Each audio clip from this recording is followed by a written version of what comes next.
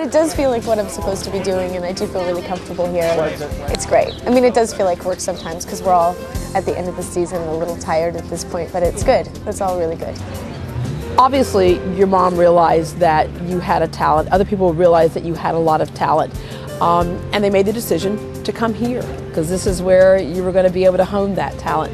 Do you realize now as an adult what kind of sacrifice that I guess your parents had to make for you to be able to do that? Sure, I definitely do, and I'm incredibly thankful for it, and you know, have tried in my own way to sort of repay my mom for that over and over again with thank yous, and I think hopefully by continually working and taking her on lots of fun adventures that I get to go on and things like that.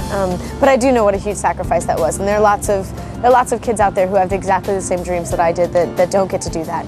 And I will never take it for granted, and I'll always be really grateful that I had parents that believed in me enough to let me go live my dream. The other thing that happened for you is that you just kept getting jobs. I mean, was there ever a point where you just were really struggling?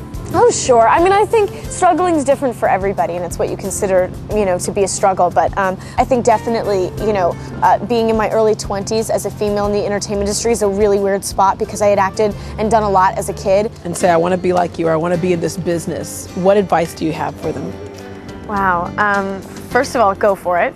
I would definitely say stay tight with your family.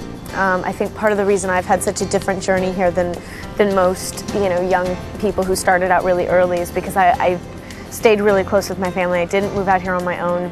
I always had my family around. When I got off work at the end of the day, I had to, you know, take out the cat box and you know, go to the grocery store with my mom and clean up my room and do things like that. So the entertainment industry ended outside my front door, which was a really important thing because I was just a person.